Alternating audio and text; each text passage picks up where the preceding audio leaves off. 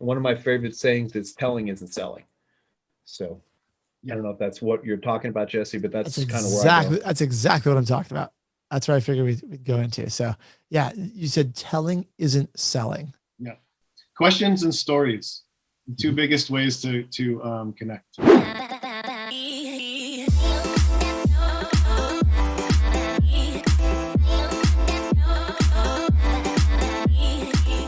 I love it. So we are talking today, guys, about communication. This is probably, for the three of us on here, one of our favorite things to talk about ever. You guys agree? It's my favorite thing. Hey, it's what I study. I study it, literally study, train, coach on this weekly, every week. So I love absolutely. It. All right. So if you are new to this webinar, this is the Emotional Gymnastics for Real Estate Agents series, which I told Brian Curtis that name and he giggled, right? Not like giggled like a schoolgirl, but giggled like it's a funny name. It's meant to be a funny name. but we focus on the side of real estate that isn't brought up a lot in other webinars, the interpersonal dynamics, the emotional side, emotional intelligence, EQ versus IQ. But today we're diving into the communication piece. And I guarantee we could talk for hours, but we're going to keep it to a more reasonable amount. What do you think? And I'll ask Jim or Brian, whoever wants to start this. If you were going to start off a discussion on communication, where do you think the best place is to start, or where do you think is it someplace that agents most kind of like overlook when looking at communication? Jim, you go first. Okay. Well, the thing that I find most fascinating about communication is that it literally incorporates your entire life. So the way that you communicate to the world is who you are to other people, everyone around you. So it is literally the thing that the world perceives you as. And so it's not like when people think of communication, they think of how you're communicating to people. But if you break that down, it's broken into parts, right? It's verbal communication, it's nonverbal communication, it's your mannerisms, it's the way in which you talk, how you present yourself. I am perceived by you by the way that I am interacting with the world. And that is all encompassing into the entire discussion of communication. So where to start with that, I have no idea. well, I have some ideas. That's fine. I mean, that was a good frame up. You said, yeah. Brian, you do? I do, absolutely. So here's where I start for everybody: rapport. Because I feel like, we could teach you, I don't know, I probably know 25 to 30 different techniques. I know closes, I know objection handlers. I can do all of that stuff, and none of it's worth a flip if you don't know, like, and trust me. So at the end of the day, to me, every conversation should start out with, am I in rapport? Am I not in rapport? How many times have you been with somebody, things are going really well, and all of a sudden it starts to go sideways? And so the thing I'm always looking for is, why did I fall out of rapport? Am I not mirroring and matching them physically? I'm not mirroring and matching them with tone, rate, volume. Those are all the things that we try and look at. And literally, in classes that I teach, step one, none of the rest of this stuff matters if we're not going to be in rapport. So that's the starting point for me. I love it. And I've got questions there. And I probably should now introduce you guys in case people, I'm kind of going, we're doing memento style. I wanted to start with some actual content. We'll kind of work this in. So we've got the host here with me today. We've got Brian Curtis with Creative Coaching and Consulting. I'm reading off the bottom of your screen. I love it. But Brian's been a coach for years. Brian has coached some of the top teams in this country. He runs some of a couple top real estate teams in this country as well. But I know we'll talk about later. I know you're going deep into the world of communication soon. That's Brian's background. And Jim Goodwin has been a successful real estate team leader and agent in Kansas City for many years, but is also just obsessed with human dynamics and communication. So here's my question for you on rapport, Brian. With do you train people to feel when they are out of rapport, or to intellectually recognize if they're out of rapport? What's the best way to start? Well, I'm a feel guy. So, people have there's three different learning styles as a whole, right? So you've probably heard this: visual, auditory, kinesthetic, VAC. So I'm an extremely kinesthetic person. So understand who you are. So if you're a very visual person, pay attention visually. If you're auditory, if that's your learning style, or you're, communication style, then pay attention to it from an auditory. But ultimately, for me, you can just kind of tell. You and I having a great conversation. All of a sudden, we're going to one word answers. Well, that's a pretty good key. Or there's lots of other things, and we can go into body language, and different things. Here's a fun body language thing that most people do. Most people think body language, the higher you're up on the body, the more it's telling you. It's actually the exact opposite. If you're actually ever with somebody and you watch their feet start to point towards the door, you're in trouble. And that's a true thing. And it happens on a level that you cannot control as a human being, unless you're someone like us who has studied that and goes, oh crap, I'm pointing towards the door, I'm gonna, but it's amazing, all these little tricks and trades that you can do. And to me, it's not about a trick. It's like, oh, this is a key to me to say, hey, Jesse and I are no longer communicating. And why? Well, because he's got to be someplace in 5 minutes and I'm talking my head off and I won't shut up. Or he's sick and tired of listening to what I've got to say and he wants to go. But, we don't necessarily know why, but we can take these cues and then, be a person who takes cues, I think is a really important thing. I got a question for you, Brian. When do you teach that when you recognize that you're falling out of rapport with somebody, you're in a conversation, at a listing appointment or whatever, things are going really great, something you said shifts the energy and you can tell something has changed. Do you teach to address that right away by actually bringing it up and saying, I see that something may have shifted, and figure out what exactly it is to get it out of the way? My first initial response is, when I fall out of rapport with somebody and it's obvious, is to immediately try and mirror match them physically. It's the easiest, simplest, quickest way to get back in rapport with somebody. Now, if I said a gigantic faux pas, and we all know we've all done that, anybody who's been to more than one listing appointment has said something dumb. In that case, I might come back to that and say, hey, I said this and this and this. It feels like that may have made you uncomfortable. Can you share with me what's going on? Because I want to make sure that I didn't miscommunicate with you. Yeah. Is that what you do also, Jim? Yeah, that's what I do. I'm just interested to hear how what Brian's thought was on that, because it seems to work really well, but it's also something that I can see being challenging for a lot of people to be able to confront that in a situation where you're already nervous about the interaction to begin with.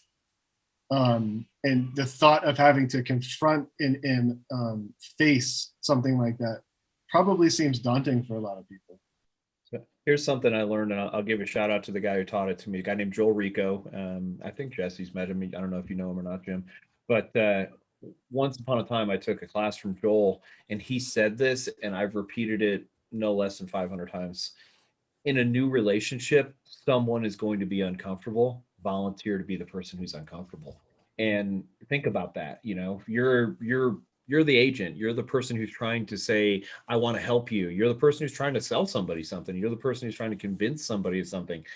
Make them comfortable. If they're comfortable, your job just got 10 times easier. If you're not a person who's comfortable doing X, whatever X is, suck it up. I mean, I hate to be that way, but at the end of the day, let that other person feel comfortable. Let that other person be the person who goes, you know what? I feel good around Brian. To me, that's exactly what service is. And that's the business that we're in. Absolutely.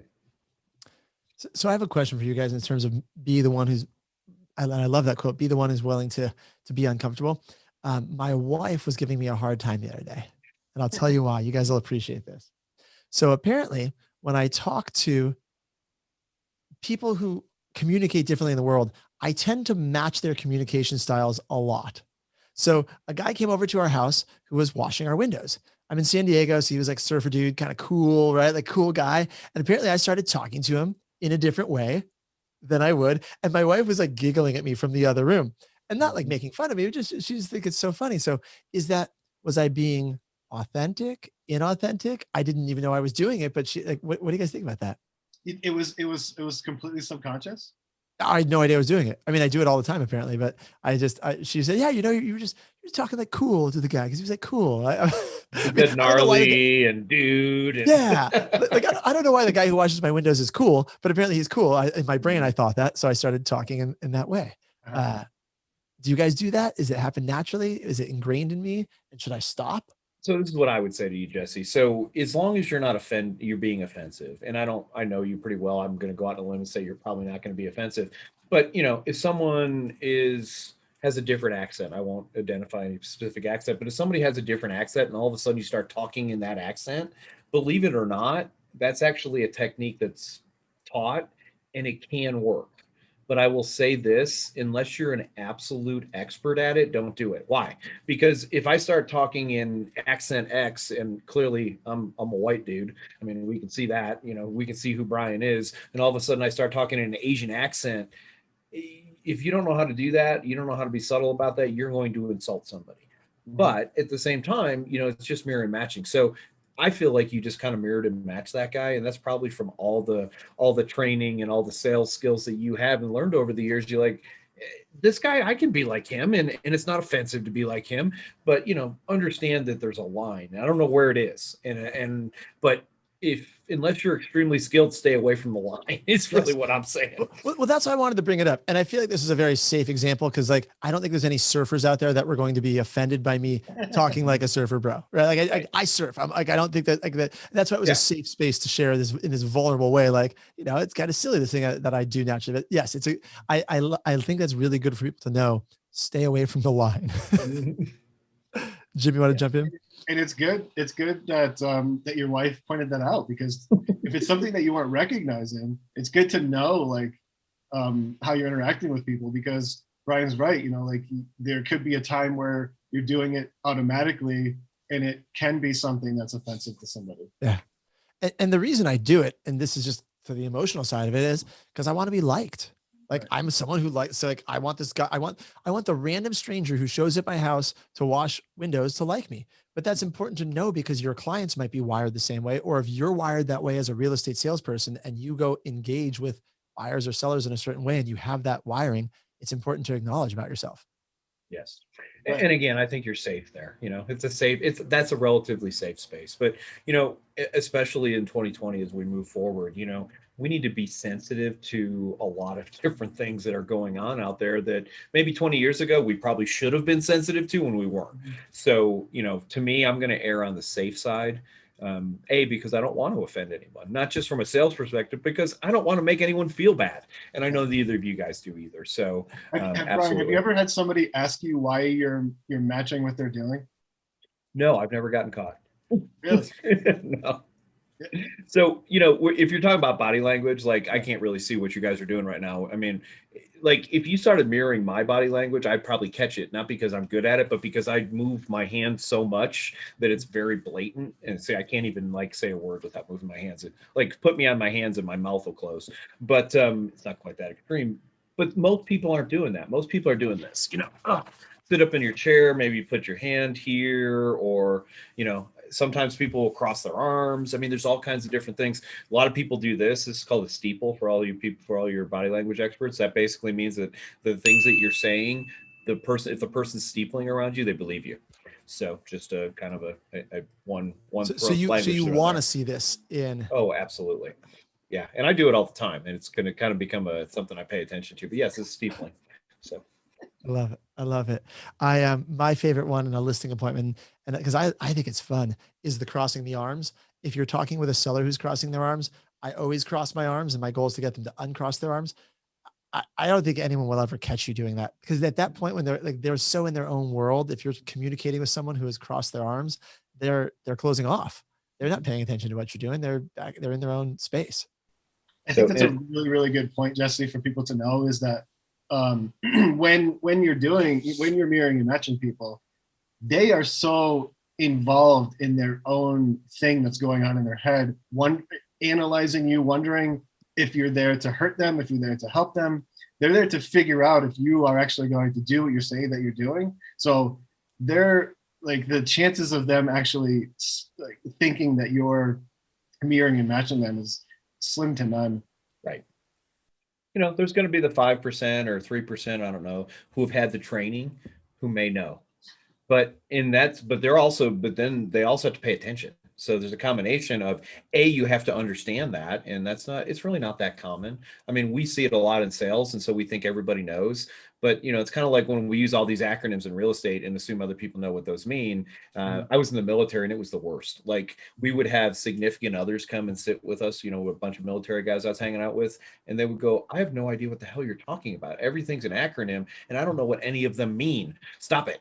But we get in these modes. So, unless you're someone who's been trained in it, and then studies it, you're not going to catch it. And speaking of acronyms for a minute in communication, let's say your goal is to help your clients feel comfortable. Can we agree at a baseline that's our goal, is to help our clients' defensive walls come down and have them feel comfortable for the most part? Brian looks skeptical. Oh, he froze. That's why. No, Brian froze, and I have no idea what you said. I said, can we agree at a baseline that our goal is to have our clients feel comfortable, right? Our goal is to bring their defensive wall down and have them feel comfortable. Okay. So at a baseline, if that's what it is, other than removing acronyms, which is, as a real estate agent, not only acronyms, but removing some of the jargon and complicated words that we use in speaking in plain language. Well, let's talk about some of the other things you can do, but let's even talk about that. When you're teaching this, Brian or Jim, do you go out of your way to make sure that agents speak in plain English? I'll bring it up, and I'd often say, don't stop saying, here's a perfect example that people say all the time. They say FSBO. So FSBO is not a term that, believe it or not, the public is familiar with. They would know for sale by owner, but if you walk around saying FSBO this, FSBO that, or you call somebody up and say, "Hey, you're a FSBO," don't do that. First of all, they're not a FSBO; they're a person. They're a person who's doing a for sale by owner. But I've heard that before. "Hey, you're selling your house FSBO." Well, what the hell are you talking about selling my house FSBO? So I tell people to stay away from it, but I don't know that I necessarily go into it in depth. And maybe we should. I think that's a really good point. Yeah. And is there anything that people should avoid when you're talking about trying to make clients feel comfortable in communication? Yeah. Avoid talking. Tell me more. Just talk is least amount as possible.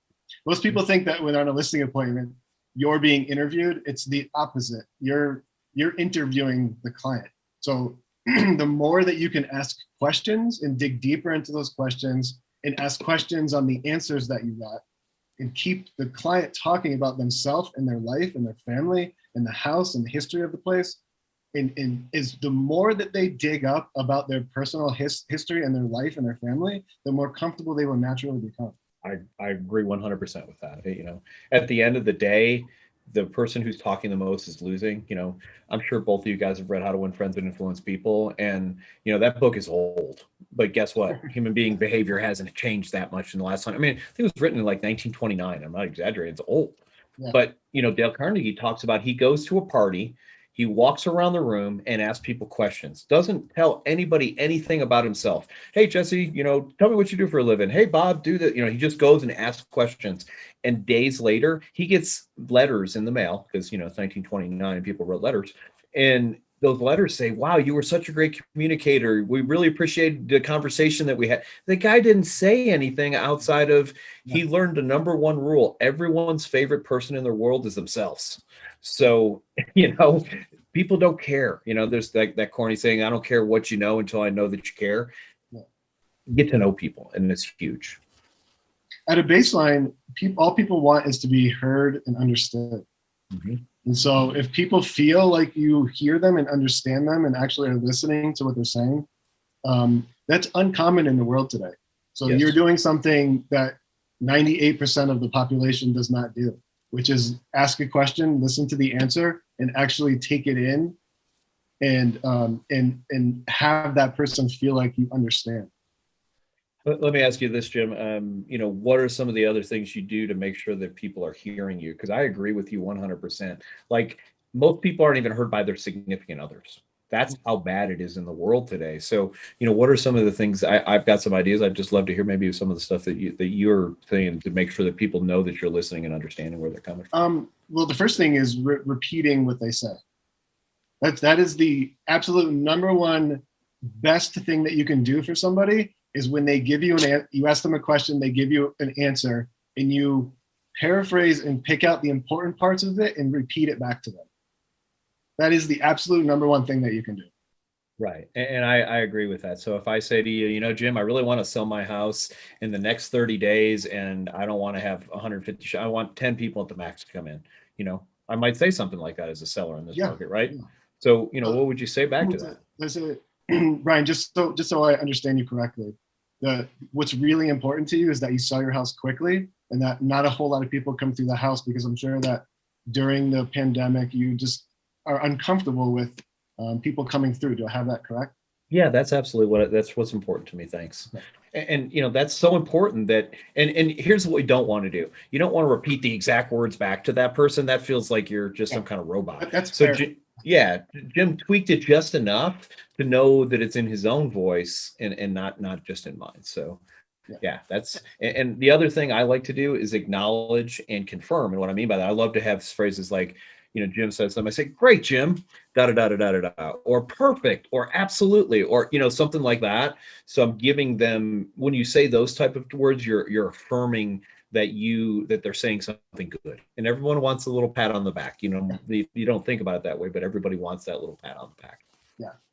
And non-verbally in that conversation, leaning forward when they're speaking, making eye contact, nodding, you know, agreeing, saying, wow, that, you know,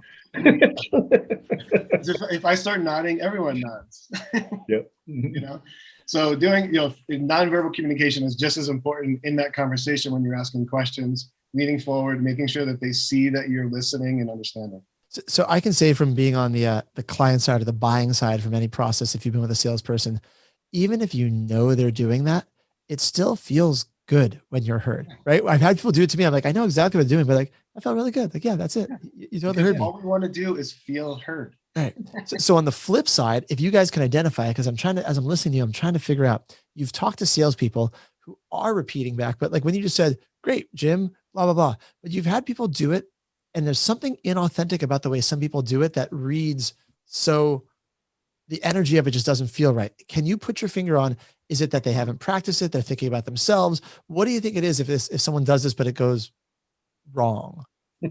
Speaking really fast is one thing that bothers me. Like when somebody's talking, it's like a going through the motion type thing. If somebody's talking very quickly, or looking down, or have a pen in their hand, and they're just like talking and doing something with a pen at the same time, that disconnects the connection, because then you are in sales again.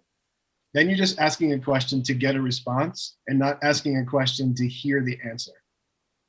There's a big difference there. Yeah, I completely agree with that. And you know, if we want to talk about rate, because I think I've mentioned that a couple of times, here's a fun thing to do. So Jim said, when someone talks to me quickly, what would you say in general? If someone's talking too quickly, how would you describe how you feel about that person? They just want to get the job done. Okay. They're not really caring about like exactly what my needs are. They just want to get the sale complete and the check signed so they can move on to the next client. Yeah, and oftentimes that's what we hear. They're insensitive. They're focused on themselves. You also hear this. They're a slick salesperson trying to pull something over on me. So, and just for fun, what's the opposite? If I talk really slow, how do you feel about me? That you may not know what you're doing. Not that bright. You're dumb. Right. Yeah. Yeah. I mean, that's literally what it is. Now, I want everyone to understand it's not relative. It's relative to the person you're talking to. Right. So if someone talks really fast to me, that doesn't bother me because I talk really fast all the time too. And guess what? They're part of my tribe. And I'm obviously sped that up for a reason. But, you know, I lived in the South for 20 years. I'm not from the South. And so I literally had to be very conscious. People in the South, as a rule, and I don't want to stereotype, but as a rule, a general rule of thumb, a heuristic, if you will, they talk slower than people in the North. So that's okay. I had to learn that if I was going to talk really quick like this, I wasn't going to last very long. You know, someone gets on the phone and goes, hello, and I'm not going to go, hey, blah, blah, blah, blah, blah. I'm not part of their tribe. And I love the idea of, I want to be in the same tribe with these people. So, you know, it's simple. If you don't take anything else away from this, talk at the same rate as somebody else. That in and of itself makes them do it. And it happens on a subconscious level. Like no one was walking around going, you know, I really like Brian because he talked the same speed as me. That's not what's happening. This is happening at a very much at a subconscious level. Yeah. But they can think about it consciously when it's not the same. Yeah, if you're the opposite, man, Brian talks so fast. Mhm. Yeah, and this is the kind of responses that you get, that you hear a lot from people. Like I hear this a lot. I don't know why, but I really feel like I connected with Jim, right? And Brian, you probably get that all the time. I know Jesse, Yeah. right? So that's what happens. People don't understand why that is the way that it is, but because you are connecting, they feel it. People see it and they feel it. And I believe that starts with actually genuinely caring. And I know that sounds like a really 100%. stupid thing to say, No. but most of us aren't good enough actors to not care and try and pretend like we care. So here's an idea, just care, and that doesn't mean that you're not going to run into people that you don't like, but you still care about them. Here's a trick I learned 20 years ago in sales. Everybody says this, I want people to like me. That's a good sales technique. If I can get people to like me, that's good for them. I want you to flip it on its head. It's easier. Find something that you like about them and focus on it. Because if you're focusing on something that you like about somebody else, you know what? They're going to like you. Why? Because you like this thing about them. Maybe they have a bumper sticker on their car for a certain, organization, and you like that organization. Or, I honk for dogs. Okay, I like dogs. Let's talk about dogs. Let me just say this. Don't make stuff up. That's the mistake that people make. Like, I've never owned a dog in my life, and I kick anyone I walk by. I'm not going to pretend. I don't, by the way. I'm not going to pretend that I like dogs, because it's going to be inauthentic. But I do like dogs. I love dogs. So if somebody's got a dog sticker on their card, I'll say, hey, tell me about that, and be genuinely interested in it, because now I can like this person because they like dogs. I might hate everything else about them, but I can focus on the fact that they like dogs. So it's a simple little trick. And the cool thing is that you don't even have to like dogs. You just have to like asking the question about it. Sure. Right? Because if you genuinely care about the response, it's not even really about what they're talking about. It's the act of being genuine and communicating in an authentic way. That actually can be very addicting. Like when this type of thing comes as a challenge for people, and they say, I'm going to try it on and see what happens. And they have a conversation, and it ends up being that somebody connects with them. They get hooked on it. They get hooked on it because it feels good to be authentic with somebody and have them feel that. I've never thought of it that way. It's absolutely good point. Interesting. We got a little more in the webinar, but I did want to ask, because Brian, I know you'd mentioned to me before, you're teaching a 12-week course on this, right? Like, you're going deep in communication. Cool. I am. And, some of the stuff that we've talked about today is kind of like the precursor to the first step. The first class, we talk about building rapport. We talk about making sure that you can mirror and match people, both with tone, with volume, with, and we haven't talked about that. But, if you get on the phone and you're talking to somebody and they're talking like this, don't yell at that person because they feel like you're yelling at them. So, understanding who that person is. And that's step one. And then, we're going to go through the entire length of stuff, and it's NLP and also NLC being neuro-linguistic communication, NLP being neuro-linguistic programming. Sorry, my tongue got in the way there. But, it's about, here's the thing. There's a ton of great salespeople in this country who don't know why they're great salespeople. Mm-hmm. And it's interesting. We've all met them, right? You meet that guy and you're like, man, that guy is a great salesperson. He can sell ice to the Eskimos. Well, great. Why can't he do that? Well, because he naturally does some of the stuff that you can learn to do. It's kind of like leadership. A lot of people say, oh, that person's a good leader or a bad leader. I believe we all have a leadership ceiling, but we can all learn to be better. And it's the same with communication. We all have a communication ceiling. There's going to, just like, we'll use a sports analogy. Michael Jordan had a bigger ceiling than I do playing basketball. There's no doubt about that. No one's going to argue that, but it doesn't mean I couldn't get better at basketball if I wanted. So the same thing with communication, the same, we have the opportunity to learn and grow, and there's a ceiling, but I'm going to go out on a limb and say most of us have never come close to it. Michael Jordan also got cut from his high school basketball team the first time he tried out. So, yep. There might be people watching this in terms of communication, that if this is your first exposure, you're like, I don't do any of this. Cool.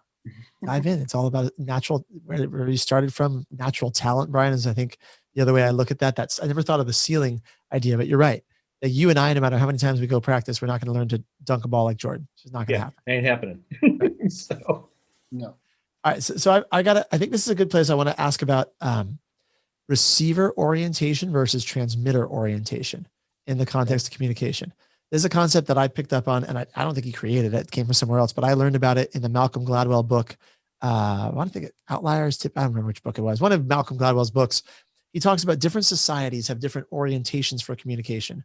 Receiver versus transmitter. In one group, right, transmitter, the importance is on the person doing the speaking to make sure that the person they're speaking to understands it. In receiver, it's the opposite. The people who are receiving the information, it's their job to ask questions to make sure they've done it. So in American culture, we are typically a transmitter orientation where the person talking, it's the responsibility is on them to make sure that the people they're talking to get it, which is why you'll talk to people, your clients, and you'll say something and you'll be like, that was amazing. And your clients will be like, I have no idea what they said. They're not going to ask you a question about it.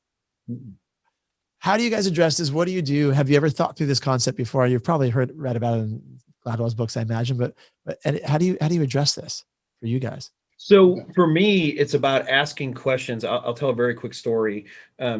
Listing presentations, we mentioned that a couple times. So I can remember sitting in a listing presentation, I'm kicking ass. I'm getting everything done. And everyone's, I'm showing all the great stuff I'm going to do. And at the end, I stole this from Ben Kinney. He said, you should ask this question. By the way, is there anything another agent mentioned to you that I forgot to mention when it comes to marketing? And basically what you're saying is, did somebody else tell you they were going to do something so I could say, yes, I'll do that too? But that's not what happened. The guy looks at me square in the face, and I'm not patting myself on the back here, but the reality is at this time, I was one of the few people, this is 6-7 years ago, doing Facebook marketing. I was one of the few people doing Craigslist. I was doing more marketing than almost anybody else in my market. And the guy looks me square at the eye, goes, nope, it sounds exactly like everybody else. And I went, oh my God, this guy didn't hear a word I said. So one of the things that I've started adding to my listing presentation, I use slides and I use the flipbook, basically flipbook through slides.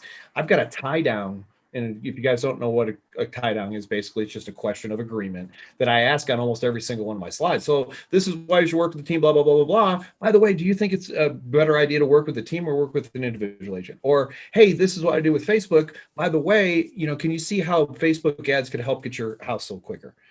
And if you don't ask questions along the way, there's a real good chance that they're having a different conversation over here in their head. They're thinking about their kids and, I got to get dinner and I got to do all this stuff. So you have to engage people.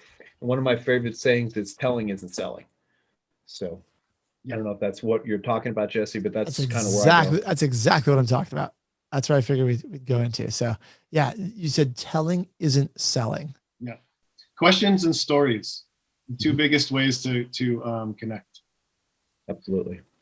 I heard something on a call the other day, and I think this applies to, it wasn't even a real estate call, but I think it applies to real estate. Have you ever heard this one, Brian? Knowledge on ice is nothing compared to ignorance on fire. Okay. But this relates to the whole telling isn't selling. You might be the most experienced real estate agent. And if you come in and you're on the buyer side, how the consultation or whatever you're talking about, if you're breaking it down technically, but very just calm and here's all the information, you could come in and know almost nothing, but be excited about it and just be like, this is what we're gonna do to get your home sold. And that's all they're going to hear. Right. Mm-hmm. So that's the whole ignorance on fire. Yes, you need to know what you're doing and you need to have some knowledge, but I thought that was a really interesting visual. I'd never heard that saying said quite that way before. Yeah. Good point. Yeah. And you bring up a good point, Jesse, too, because I would say in my experience, 9 out of 10 people couldn't care one bit about all the things that I do. They don't care about any of it. They don't, they want some knowledge that you are going to do what you say that you're going to do, and you can sell their house. But I find that the less I go into like all of the things that I do, the better off it is, because I'm connecting with them instead of, like Brian said, telling, and that seems to work much better. Was it you, Brian, though, that told me the story about the other agent who talked about the lockbox? Was that you that just told me that story? No, I don't know that one. Oh, I was on some webinar, and I forget who told me this story. They had gone. This is sometimes it is important to talk about some of the things. By the way, those of you watching that you do that you think are really basic. Every time they went on a listing appointment and they didn't get it, they would call the person up and say, "Just want to say congratulations. I'm excited for you. Just want to let you know, want to know who the person you selected, so I can know what I can do different for the future. How did you end up selecting the realtor? Just a real basic like congratulations to get some market research." And the seller they were talking to, that said, "Well, this other agent came by." And they've got this thing, this little box that you put the key inside. And so, and the person's like, lockbox, right? And there were just a couple basic things that this other realtor had walked this person through. They got excited about because of the way they communicated about it. They were excited. They said, look how cool this thing is. And this person who told me this story, again, I forget who told me this, and killing me, but they said, yeah, obviously I use a lockbox, but I didn't even think to talk about it. Mm-hmm. So I actually have that in my presentation that we're going to have a lockbox. What I say is, by the way, this is a lockbox we put on the front door, and it's all about safety. No one can get in here. As a matter of fact, you can't even get in here. So it's about safety. And so, because here's the thing I think people miss. Jim was kind of alluding to this. I don't care that Brian Curtis has been involved in 3,000 real estate transactions. Actually, when I hear that, when I go, well, maybe he'll give me a discount because he made so much money. By the way, I didn't make that much money. But it's one of those things. So we've got brag slides, and I've got them, and the purpose of them is for credibility if somebody asks. But 99 out of 100 times, I don't say we've closed this many transactions, we're the number X team, I'm this, I'm that. No one gives a rip. As I often say, that and $4 will buy my coffee at Starbucks tomorrow morning. It really does not matter. And nobody cares about how many houses that you sold. How do I know that? Because I've sold more houses than the majority of the people in my market, and I didn't get every listing appointment. Like, somebody goes in there, think about this. How many times have you been sitting in a room and a guy who's got, sold 2 houses beat you out in a listing appointment? I'm like, how is that even possible? Well, it wasn't because I sold more houses, because I did. It was because they built better rapport. It wasn't because they're doing better marketing. They're not. They did a better job of communicating and connecting with that person than I did. Plain and simple. That's all it is. That's all it is. And there's there's other little things too that we can talk about, little tips and tricks that you can do inside of communication that are extremely helpful, especially with listing presentations and working with new clients. Like simple things like video messaging people. When I started to incorporate when leaving the appointment, within the 15 minutes after I left the appointment, in my car, sending a video text message to the person that I just left, thanking them for allowing me to be in their home, and reiterating some of the things very quickly that we talked about that were important to them, immediately business started picking up. Great tip. And that works for 2 reasons. First of all, it shows you cares. And second of all, Jim's the only one doing it. Right? Sometimes, and this is going to sound crazy, sometimes being different is enough. Mm-hmm. And because, if I talk to 10 agents, and by the way, in 2021, it's not unreasonable that someone's talked to 10 agents, probably not on the list side, but on the buy side, they might have talked to 25 agents. At the end of the day, nobody said this: I'm not going to communicate with you. I'm not going to call you back. I'll show up when I want, and, I'll do some work for you. No, that's no one saying. Everyone says, I'm great. I'm the greatest. I'm this and that. You've got to find a way to differentiate yourself. And a video text is next level simple, but next level different. Here's another one that is so simple and easy, but no one ever does. Ask the client how they want to be communicated. It's so easy. People want to be communicated with in different ways. Some people only want text messages. Some people only want phone calls. Some people only want email. Really find out what their preferred method of communication is, and only stick with that. I'll add another question. Here's one of my favorite questions. I'm going to share one of my biggest, what I call secrets. And I really do believe this. You guys are going to go, well, that's the simplest thing I ever heard, but it works. And so anyone watching this, I promise this, the next cold lead that you get, use this one very simple script, and it'll put you ahead of everybody else. By the way, what are you looking for in an agent? That question right there, I'll tell the quickest story about it. We started doing that about 4 years ago. And the day after I taught that in one of my classes, one of the agents on my team went and on the phone said, hey, by the way, what are you looking for in an agent? And the lady on the phone, this was her exact answer: I have no idea, but I'm going to work with you. You're the only person who bothered to ask. Yep. Write it down. Write it down. By the way, What are you looking for in an agent? So we only have a couple minutes left, but now you guys have me. I'm talking video messaging and text. How many of these things have changed? So since you and I started studying sales, Brian, before the invention of the mobile phone, right? How much of this has changed now that some clients only communicate via text message? How much can you still retain versus not use? How much does this still come up into play? So a couple of things, and this is me, so my friend Robbie T would disagree with this, but that's always fun to disagree with some people. So my idea is the purpose of a text message is to end up getting on the phone, or the purpose of the text message is to end up getting in person. It's if I rack and stack communication, it goes in person, Zoom, phone call, text message, email. That's kind of, carrier pigeon or whatever after that. But ultimately, it's about, for me, getting in front of somebody and being able to have a communication with them. That being said, a lot of the techniques that we teach can be used in a text message as well. So, an email as well. There's no reason, and we haven't talked about it, but pacing and leading is a technique that I teach. You can pace and lead somebody in an email. You can pace and lead somebody in a text message. So it's just understanding you can't do an embedded command in the text message because, that'd be insane. You'd be all of a sudden in the middle of a sentence, have big capital letters. They'd think you're a wacko, but there's most of this stuff can actually translate to written text as well. Mm-hmm. You can repeat and affirm, right, Jim? Like in a text message. You can repeat and affirm. And I try my very best to keep text messages to information. Me too. Even when somebody says my preferred method of text is communication, or method of communication is text, I say to them, fine, that's great, we can do that. If there's a level of communication that it needs to be deeper than a text message, I'm still going to call you because I believe that I'm not serving you properly if I'm just texting you things that are more important than a text message. I think you've earned that level of trust though at that point. Even if you have I like to use millennials because they're as a set, the people that they always say are like the ones who only text. And I have millennial clients that really do text, just, they will never call me, they'll always just text. But as we're texting back and forth, when we hit that point in the conversation, talking about an offer or a counter offer or a strategy, I'm always going to go to the phone call. And I think because you've earned that level of trust that they will pick up the phone and talk to you. Even the clients that you say, they never talk to me, they only text. Yeah, but when there's something important, they will talk to you if you've earned that level of trust.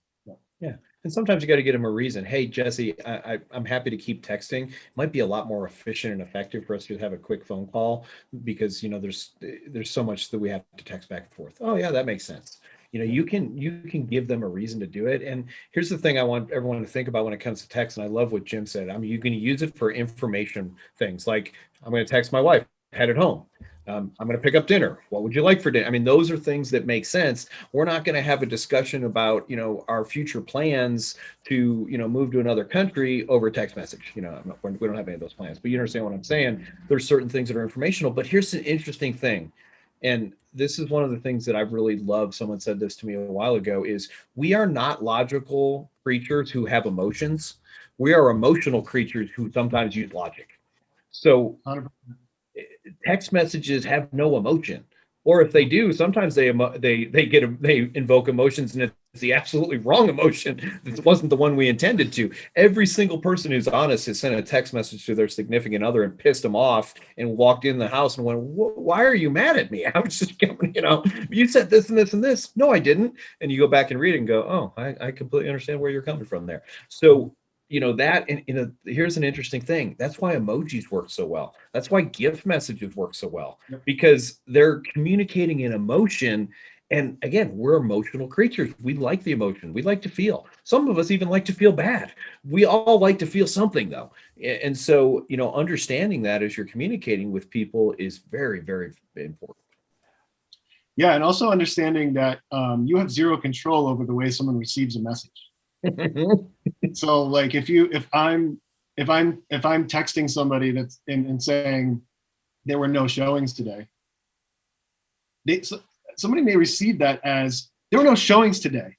There's something wrong. And so like that's why texting can be difficult because you have no idea what state of mind that person is as they're reading the message and what happened to them that day. And the intent could be completely different than what you intended. Yes. So I love talking about communication. All right, guys, I'm gonna wrap this up here. So if there's any last thoughts you want to leave people with, any final things, let me know. But I just, again, we could talk about this topic for hours and hours.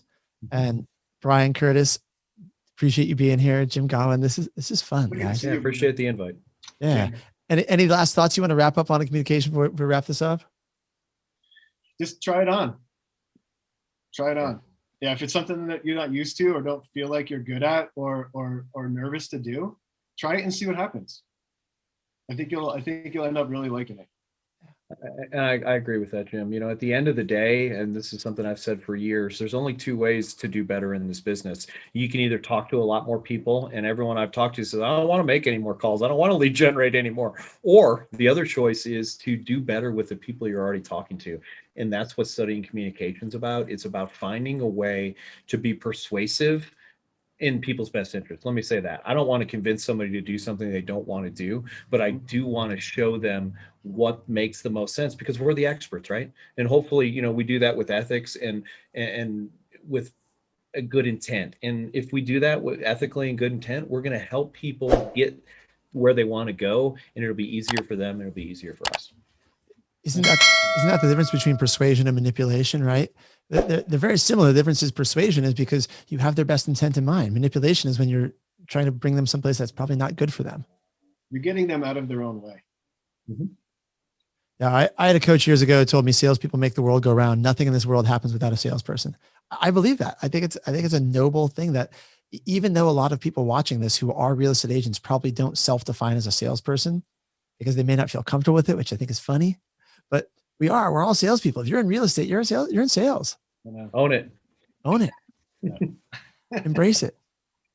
All right, guys, this is fun. Thank you for being here. Happy Friday. Enjoy your weekend. Bye, guys. Thanks. See you guys. See you, Brian. Good, Jim.